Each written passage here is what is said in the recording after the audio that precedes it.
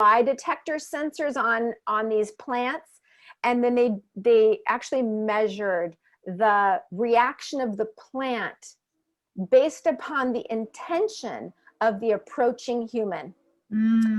So if the approaching human was going to hack at it, it would scream, like the Richter scale go like that. If you were going to approach the plant like you were going to eat some of it, but with gratitude, like, oh, I'm coming to pick the kale, thank you so much, plant, for the kale, it didn't react in anger or fear. And now I'm saying anger or fear, I'm applying something. Right. The Richter scale didn't fly off the chart. I just want to be neutral here. The Richter scale didn't fly off the chart. It was like, okay, like its job was to feed me, and its desire was to be approached with reverence. So it's all life. And I love the first law of thermodynamics. Energy can neither be created nor destroyed, only transformed. And I know you've heard me say it, and I know you know it, but all matter is made of energy. All matter is made of, atoms, which are made of 99.99999% space and 0.0000001% actual physical substance. So we are all transforming. There is no death, there's only transformation. So having said that, when someone says to me, do I have to become a vegan if I work with you? I'm like, no, but I want you to level up to a nicer treated animal so that we're not participating in the massacre and the destruction and the unkindness toward life. We want to, have a free range, lovingly treated animal. We want to have cage-free eggs. We want to have, fish that aren't fed weird genetically modified grain. Fish don't eat grain. That's not natural. Like, what the heck? Here, have some corn on the cob. Like, that's crazy, right? Sorry, that's so funny. It's funny. That's hilarious. Well, and I think this really brings us all the way full circle to this point you brought up about previous generations surviving, and we're one of the first generations to consider how do we thrive and be happy.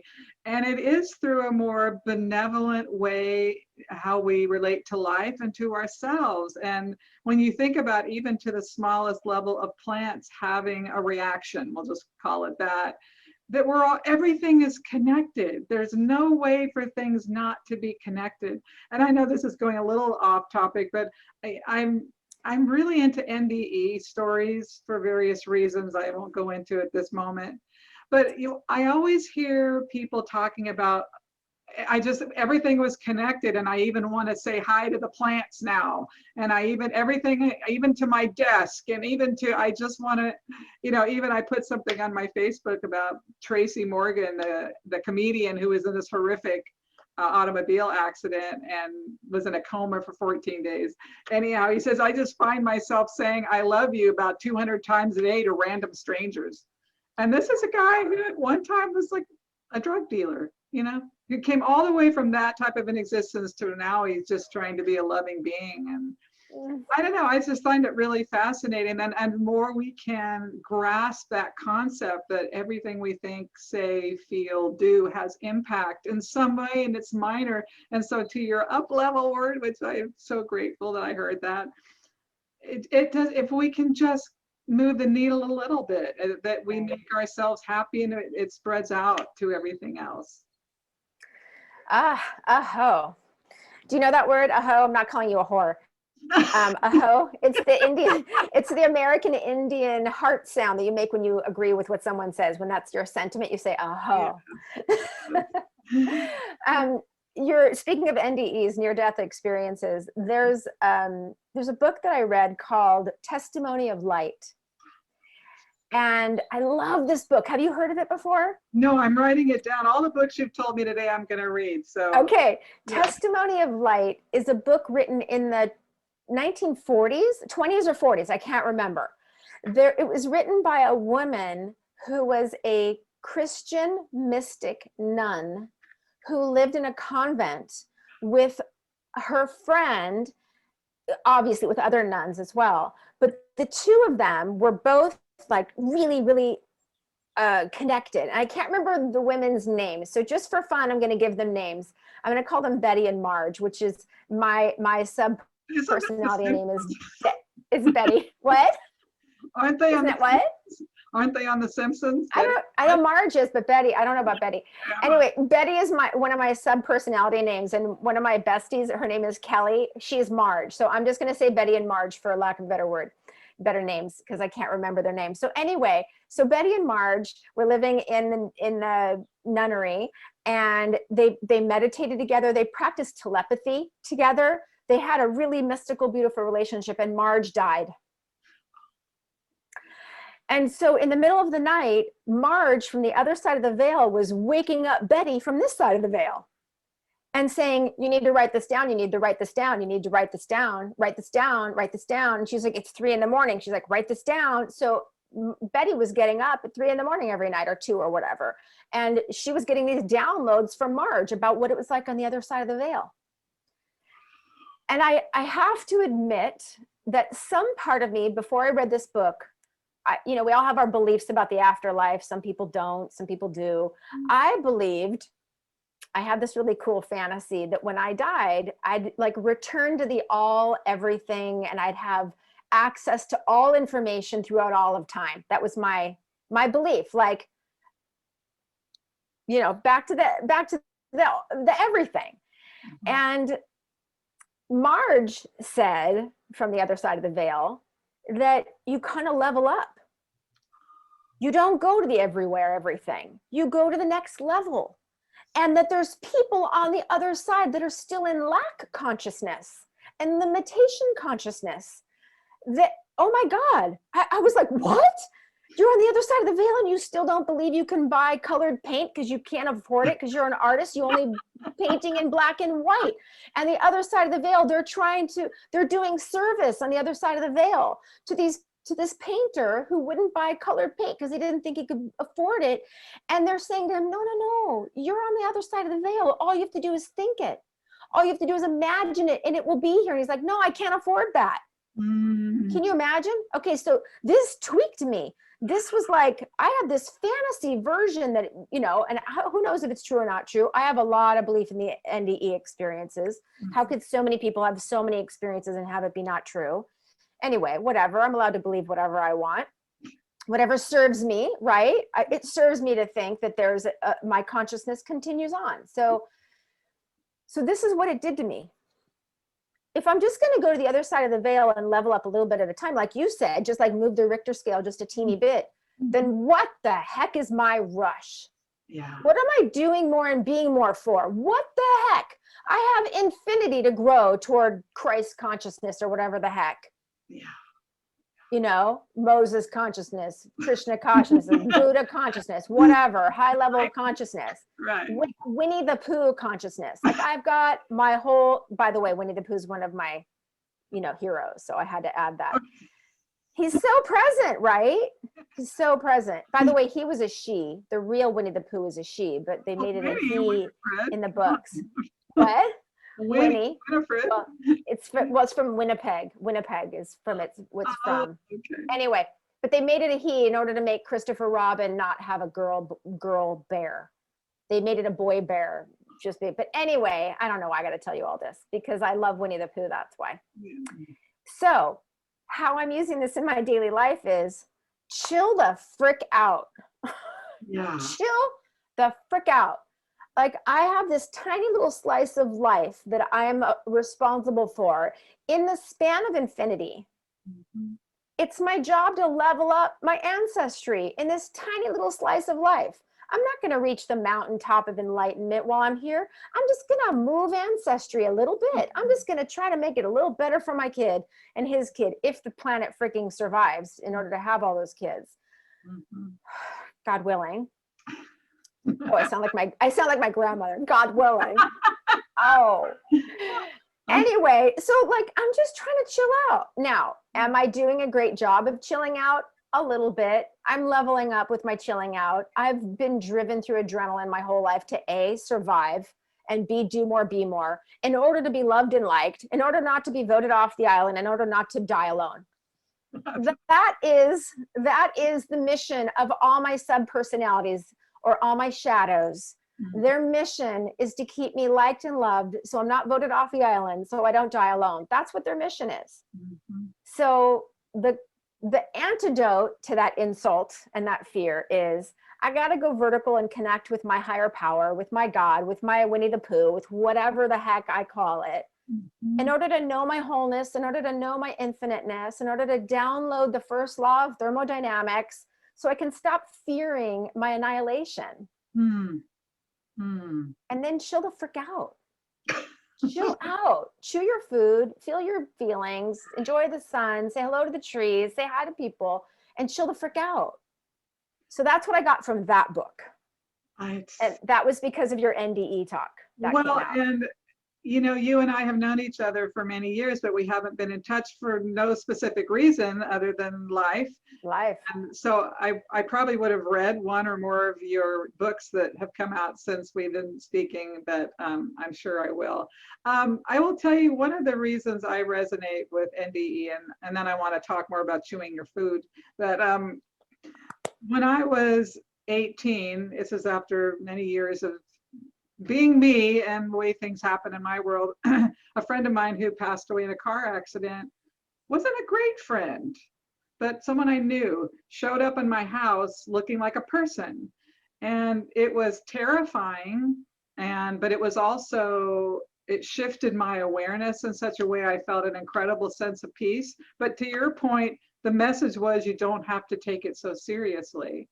And that is really what sent me on the path that I remain on today. And so, and near-death people have that same experience. So that was sort of a validation for what you're talking about, but also why I relate to it, because I had an experience that I can't deny. And I can't really share it in such a way where someone can say, yeah, I was there, I saw that too. But it changed my life forever, the trajectory. So it's powerful when you get that message. So, you know, obviously you're a wealth, but I know in most interviews, and that's how I used to do it in the old days, we always run down the resume at the start of the show. But would you like to just share a little bit of your progression and some of the wonderful things that you've compiled in your arsenal of I did this and I did that? It's funny, the resume is so, you know, not important compared to me, compared to those life experiences like you just said. Like that on your resume is so meaningful to me. Like my breakthrough that these books came from is so meaningful to me. But yes, so I was very sick as a child. I was called a hypochondriac. That was my diagnosis. I developed ulcerative colitis, endometriosis, allergies, a cyst on my brain, which I just had brain surgery on, fibromyalgia, all this list of stuff. And walking through Western medicine, you know, I wasn't an emergency enough to them to have them help me, hence the hypochondriac diagnosis. And then a friend of mine, Neil Stewart Miller, who I worked with for years ago, introduced me to Chinese medicine. And where I didn't really register on the Richter scale of Western medicine, I registered very high on the Richter scale of Chinese medicine. They said, oh my God, you have extreme heat and extreme imbalance and extreme this and extreme that. And, you know, what's cool about Eastern medicine is that they see all the breaking of the dam before the dam breaks. They want to patch the dam and fix the dam before the dam breaks. Whereas Western medicine, and I am not demonizing Western medicine, I love Western medicine. Western medicine was designed around the Revolutionary War, where people were getting amputated and shot, and the pain was so horrible that they had to create an emergency medicine that handled extreme cases. And that's where Western medicine or allopathic medicine was created. So goodness gracious, I don't go to my acupuncturist when I need to have brain surgery. I am so grateful for Western medicine. I do not demonize Western medicine. And when you're in pain, thank God for medication. I don't want to demonize medication. Does it have side effects? Yes, but so does being in dramatic pain. Pick one. Like there isn't a no pain choice sometimes, right? So having said that, I studied Chinese medicine for 3 years. And I was getting my, you know, working toward my master's, and I was being simultaneously treated by 4 of the masters in 4 of the Oriental medical schools in Southern California, because I had so many illnesses and I could not get well. So this story part is important in the list part, because I feel like a lot of people could maybe relate to this. I couldn't get well. I had thousands of needles. Some of them were 6 inches long put into certain parts of my body. I had moxibustion, and my Chinese drinks tasted like the forest floor after a rain. Like, I drank and needled. I changed my diet 1,000 times. I could not get well. And because of that, I started asking myself, what's missing here? What is missing? And what I realized was that the poison of my self-hatred, the insult of my self-hatred, was so much more powerful than the antidote of any needle, acupuncture technique, herb, or food that I could eat. So that's when I started going into more alternative medicine and thinking and transformational seminars and therapy. And, I dove into the healing world.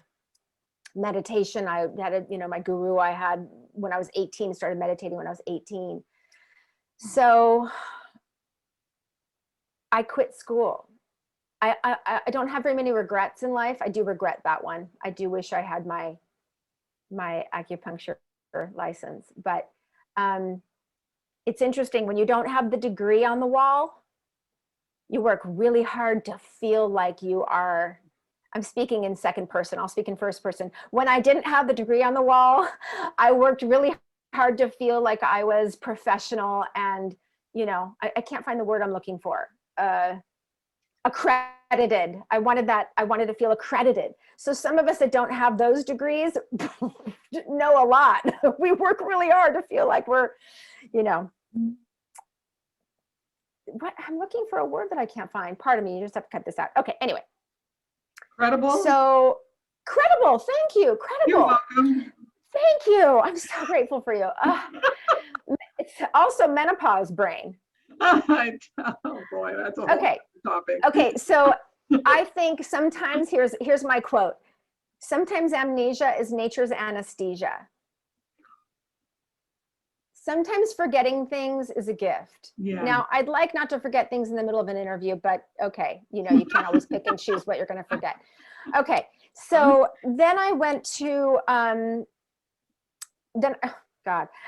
went to New York to a school called the Institute for Integrative Nutrition.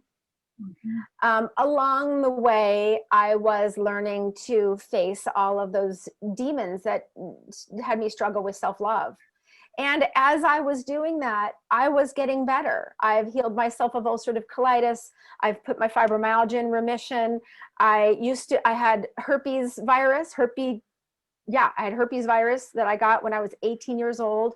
And at the time, that was as scary as having AIDS, was for people when people got AIDS. I learned to meditate away the symptoms. I learned to love myself enough to provide myself the time and attention to meditate away the symptoms before they would break out. Now, that took a long time and a lot of practice, but what it required more than all that was enough self-love to do it, which is why my company is called Love Your Way to Health, because you can do all the things, but if you're doing it without the love, you're not going to heal, or you're not going to heal all the way. So now I'm a certified holistic health counselor. And I use every tool I have in the arsenal of my spiritual bank, my spiritual toolbox, which is another book I want to write, my spiritual toolbox, to teach my clients how to love themselves to health. And so we got to do deep dives into those early interpretations that we make about ourselves before our frontal lobes are fully formed, before we understand the motivations of people around us. We make these interpretations about ourselves. I'm not lovable. I'm not enough. I'm not good. I'm not worthy. I'm not pretty enough. I'm not tall enough. I'm not white enough. I'm not straight enough. I'm not gay enough. I'm not, all that stuff that we say about ourselves, and we believe it like it's a fact before we can check facts. So I have other things I've done. I mean, there are other things on my list. I've taken precision nutrition and all this other stuff, but And latest a mental health Oh educator. yeah, and I'm a mental health educator. Yeah, see, I forget the stuff. Like it doesn't matter. Okay, the biggest credential is this. Do we have time for, I know we're near an hour. Do you care? Oh, Okay, great. All right, here's my biggest credential. And it's going to come in the form of my story. And my story is the breakthrough I was telling you about. So I think I've struggled with some of my own mental health issues without even knowing it. My home life was very dysfunctional. It was a 60s household of swinging, drugs, and rock and roll, and right. And during those years too, there was spare the rod, spoil the child. So there was some abuse going on as well, physical. And I was scared to death, and I was empathic as the day is long. So, well, I'm going to do a new one because the day doesn't feel long to me anymore. I was empathic. I was very empathic. Let's just be simple. I was very empathic. And here we had this, painful home. My mom was an amazing mom, and she was loving and giving and highly codependent. And when things didn't go well, there was rage that would happen. And that rage was frightening. And then I copied my mom. I was good and kind and giving and codependent, and I could read your mind, and I was psychic, and I could provide for you what you needed before you even knew you needed it. And it was an aberrant way of being and an unsustainable way of being. And then when my needs finally, I came to a critical mass and I needed my needs met, it came out in a blast of rage. And it was this like borderline personality disorder kind of behavior, which a lot of addictions are born out of. People, I think there's a lot of borderline. I'm not saying people are borderline. I'm saying people have behaviors that develop in certain ways under certain circumstances. So I'm an amazing partner, a loving partner, a gorgeous partner. And I'd have these episodes that would nearly invalidate all of my beauty. wow. And I worked so hard on myself, Phyllis. You know how hard I work on myself. Mm-hmm. And I felt like a failure. And my son was afraid of me. And my girlfriend was afraid of me. And I swore I spent my life trying to be the best person I could possibly be because I didn't want anyone to feel about me the way I felt about my parents. Mm-hmm. And I stood in the middle of the living room one day. My son said, "I'm afraid of you." And I couldn't believe it. I was heartbroken. Stood in the center of my living room, sobbing. Like, how could I be such an incredible failure when I worked this hard? And then my girlfriend at one point, and for those of you who are listening, I have a partner that's a woman I've been with for 19 years. She is the most devoted partner you could ever meet. And she started saying to me, "Until you get some help for this, I can't talk to you anymore." And I didn't know what she was talking about. I was like, "I work on this all the time. I go longer between episodes. Look at how much better I'm doing. I'm making great progress." Well, rage is like hitting someone physically. Anger is a natural feeling. Rage is an unacceptable expression of anger. And it's what I grew up with. And I knew I didn't like it, but it was woven inside of such a dramatically complicated set of survival mechanisms. I didn't know how to completely dismantle it. So after my girlfriend said this to me many times, we were on the phone one day and I said, "I need to talk to you about something." And she said, "I'm not going to talk to you about anything until you get help." And I'm like, I don't know what else to do. Maybe our next conversation should be that we dismantle our relationship. And at that exact second, I got a text message from some friends of ours who were in Brazil visiting a healer. Mm-hmm. And this healer will also do long distance healing. So we knew they were going. So we both provided pictures of ourselves and wrote on the back of the picture, "Please help me. I'm having a hard time with something. I need a breakthrough. Please help me." And then we were allowed to write a letter to God and seal the letter that no one ever opened, but apparently whatever. I was so I was so desperate that I would have done anything. I would have jumped around, you know, chicken feet if that would have hurt, if that would have helped. And so I sent these pictures off and these letters off with these friends. And in that, I swear it was like a cartoon. It was like a movie. The words are in a bubble all coming outside my mouth. Maybe we should dismantle our relationship. Ding! You are standing in front of the healer. He's looking at your picture right now and smiling. So I said to my partner, I got to get off the phone with you.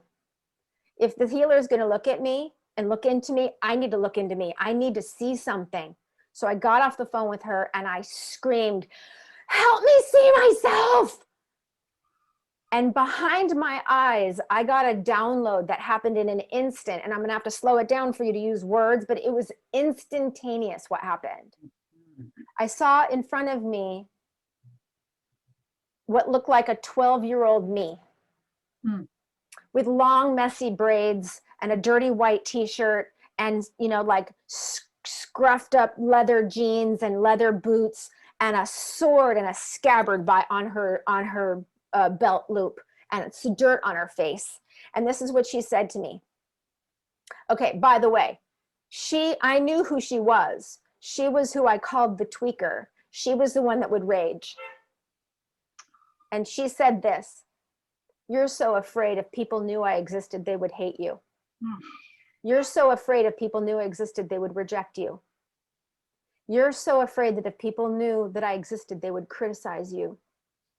You're so afraid if people knew I existed, they wouldn't love you. But you hate me. You reject me. You criticize me, and you don't love me. And until you do, you will never be happy. Holy, my hair is raised. I mean, I changed in 1 second.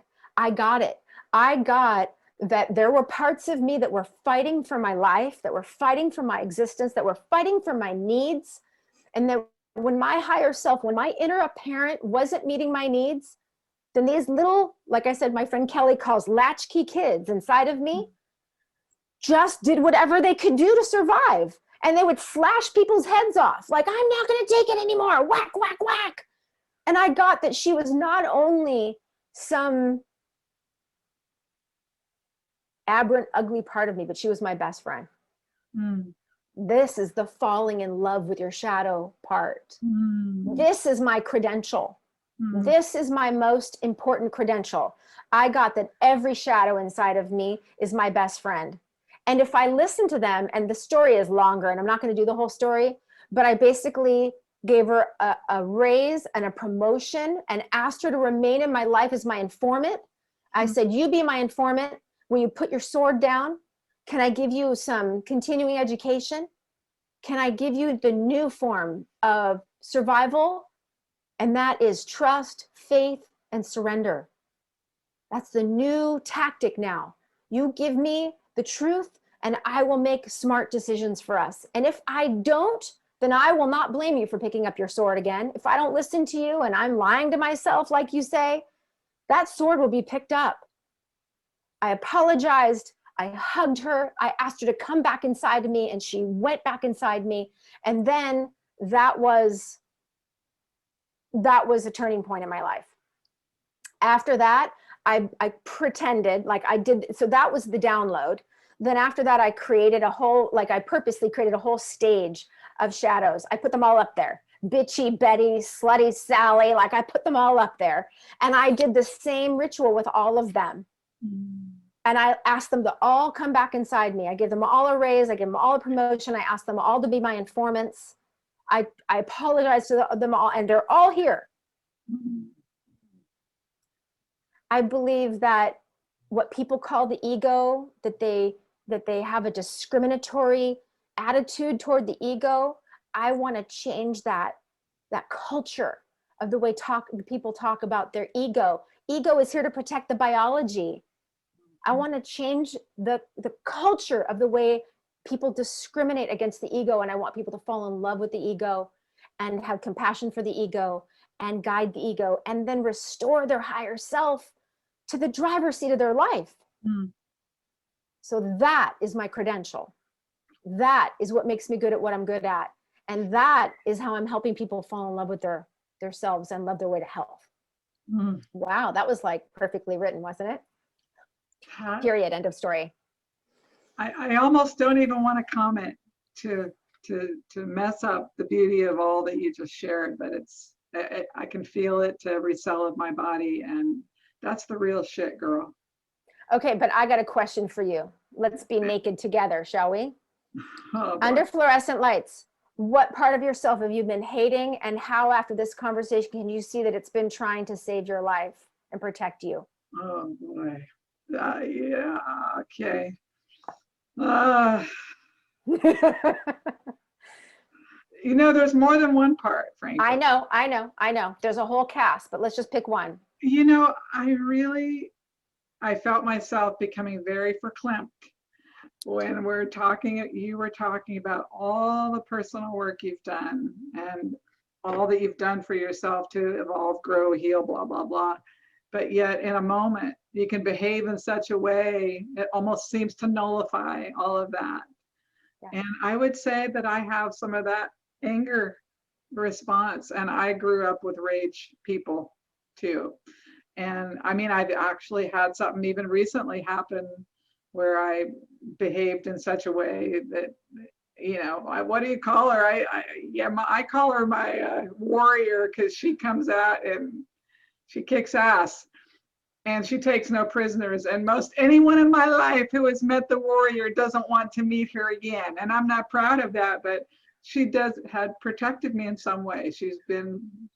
So that makes me uncomfortable, because when you're trying to develop loving relationships, people get right next to your heart, you're vulnerable, and then if they accidentally push something, yeah, that makes me fearful that I may not be able to connect and love deeply in the way that I want to. Oh, thank you so much for sharing this. Okay, can I share a strategy? Let's share a strategy. Okay. Yes. I still get angry.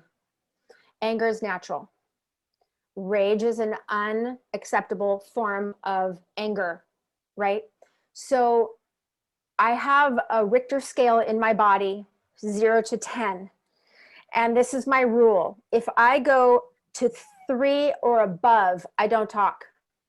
And I tell everyone in my life, if I say I'm at a 3 and I exit stage left, you let me go, do not follow me, and know that I'm doing that to protect myself, you, and our relationship. 3 or above, we don't talk. 3 or above is the animal brain. 3 or above is fight or flight, kill or be killed. Even your own child will not survive, because our biology is designed to survive above all else. So we don't talk at 3 or above. Now you have to develop a relationship with where your 3 is. Mm-hmm. Uncomfortable, agitated, upset, exit stage left. I'm at a 3. Mm-hmm. Now, before I had that language, I would try to get away, because I knew I didn't want to be that person, and my partner would follow me, corner me, and I was like a bear. I would rip her to shreds, and then guess who would feel like, she'd be like, wow, you are really sick. And I'm like, you freaking followed an angry bear into the cave. Are you crazy? Right? Like, how dare you? How dare you? I had a therapist that said to me once, your feelings are valid, your reactions are not. Right. And if you want to stay valid with your feelings, do not react that way. And the satisfaction of murdering someone when they hurt me feels so good in the moment. I just want to see them bleeding. I want to see them bleeding all over the walls. That is how it feels when you hurt me, because I'm such a little girl who's so tender. How dare you hurt me? And then little girl, by the way, guess what? I don't call my tweaker the tweaker anymore. She's the warrior too. So now we are warrior sisters. Yes. And guess what? If someone ever attacked you or me in an alley, I hope our warriors would come up in all their glory and do their thing. Yeah. Or just the other day, I thought to myself, if someone attacked me, I might turn around and hug them. It's so hilarious. Maybe I'll turn around and hug them and go, oh, you need a hug. that's another story for another day. I did something Yeah. almost as stupid as that. Anyway, so I would like you to adopt the 3 or above strategy to save your life and your dignity. You in? I absolutely love that, because after that event I'm referring to happened a few weeks ago, I said, you know, I have to really be careful. If I'm going to ask a question that I may not like the answer to, I better be ready to hear it, or don't ask it, which is something I always ask my clients who want readings. So don't ask if you don't want to know. But that's a broad approach. But having a measuring tool to understand, I like that very, very much. And one of the multitude of things that make you unique is not only the way you identify things, but the way you speak about them makes it so accessible to all of us. And then in the full circle of our conversation, it's like, this is all related to how we feel in life and our bodies and our relationship to food. And, you know, and I guess before we wind it down here, because we could go for hours. We totally could. Why do we need to chew our food? Oh, I love that question. You know I do. Okay. And I could do a tangent on that, but I'll just be, you know, I'll be physiological about it. When you chew your food, the very first enzyme you come in contact with is in your mouth. It's called amylase, and it breaks down carbohydrate. Enzymes are like little Pac-Man, and they help us to break down our food. Most of us chew 1, 2, 3, swallow, and these little boulders of food go into our stomach. Most of us, because of our aberrant food supply, have a deficiency of stomach acid and a deficiency of enzymes. We have enzymes in our body, little Pac-Man in our body, and we have enzymes in our food, and together they break down our food. So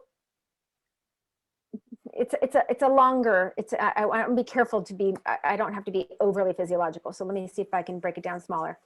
Okay, so let's just say that our stomach acid is weaker these days. And by the way, a lot of people are being treated for reflux and stomach acid issues, and they're being treated to reduce their stomach acid. I assert that most, not every, but most people that are being treated for reflux, and that's one of my books, by the way, most people that are being treated for reflux are dealing with not enough stomach acid. So the food goes in there and then it's not getting broken down enough. So it's filling up the stomach, and then the acid is also rising and, you know, going through this weakened esophageal sphincter and getting into our throats. So I don't believe it's from a deficiency. I believe their stomachs aren't emptying because the acid isn't working to break down the food. So if we chew our food to a paste, we don't let the stomach work so hard. We're breaking it down with the enzymes in our mouth first. We put it in our stomach. It gives our stomach a chance to work with the deficiency of acid that a lot of us seem to have, and then it can be digested and absorbed through the intestines. Now, many people have, I'm sure you've heard, leaky gut syndrome. And leaky gut syndrome, I think, is the breakdown of the digestive system through our aberrant food supply, through our fast-paced lifestyle. Also, stress shuts down it reduces our energy that goes to our digestive system. Because when we're in fight or flight, which most of us are often, treating our lives like we're running from a bear all the time, we're getting a constant dose of cortisol, which is our fight or flight hormone, from our inner apothecary.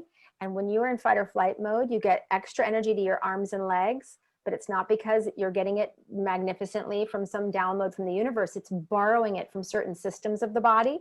It borrows it from 2 systems. That energy, when you're in fight or flight, it borrows it from your digestive system and your reproductive system. Imagine the havoc if you don't have all the energy and all the workers you need for those 2 systems. So now we're not digesting well. Now we've got holes in the intestines. Now imagine this: undigested food goes to the stomach, deficient stomach acid. That food, instead of particles of nutrition, instead of particles going in, we have hunks of food going into our intestinal tract through inappropriate holes in our intestines, getting into our bloodstream as little bits of bagels and pasta. And then our white blood cells, our immune system from our lymphatic system, is launching an attack on bagels and pasta instead of on bacteria, viruses, you know, and other allergens and pathogens. exhausting our bodies, making us so tired by 3 o'clock, no one can keep their eyes open. This is a digestive massacre. Now, how's that for a reason to chew your food? I'm all in. I think ever since I've met you, I've been making a better point to chew it, but now I know even more. And I hope that someday that fabulous cookbook that you gifted me in draft form will make it to press, because that's fabulous. Even my kids liked the food that was in that cookbook. You know, loveyourwaytohealth.com is the website. I know I signed up for your newsletter, and there's a free ebook that comes through that as well, isn't there? That's right. That's right. Yeah, it's I have it right here. It's called 5 Foods That Promote Healthy Weight and Stabilize Energy Naturally. And these are things that most of you have in your own kitchen. But again, understanding why things work help us to add those little things to our lives, help us to level up little things. You know, even if you add a little bit more of the good stuff and reduce a little bit more of the not as light-giving stuff. Yeah. How do you like that? I don't want to be, I don't want people to think that they're eating bad and good foods. I just don't want that. I want there to be permission around everything. And I want people to level up a little at a time and stop making themselves wrong. Lower the bar, stop making things wrong. You're not wrong. You're okay. Yeah, so loveyourwaytohealth.com, that's the best way to get a hold of you. And are you currently doing sessions? I know that you're sort of yes. Trip. Okay. All right. Yeah, no, I'm busy. I actually only have a couple of slots left for clients. I'm quite busy. But yes, I do. And I give a free 30-minute consultation. So if you get to me quickly, you probably could get in and see me. Well, I do have a bunch of books on that, on my ebook, you know, in my. You have so much on your website. I mean, we didn't even begin to scratch the surface, but it's a beautiful website, and Thank you. Positive, and it just feels fantastic to be there, and you could spend a lot of time there as well. I hope you'll come back and we can go to the next level of our conversation. And I'm so appreciative that you could make it and share your wisdom and your heart and your experience. It's just really beautiful. Anytime. And I just want to say, I love talking to you. I feel like who you are brings out the best in me. And we have so many avenues that we can go down. There's a million things more we could talk about anytime. I would meet you anytime, Phyllis. It's my pleasure. And thank you for being naked with me under fluorescent lights. Thank you for allowing it to be what it is. Oh my goodness. I love it. All right. I'll see you soon. Yeah? Yes. Okay. Bye.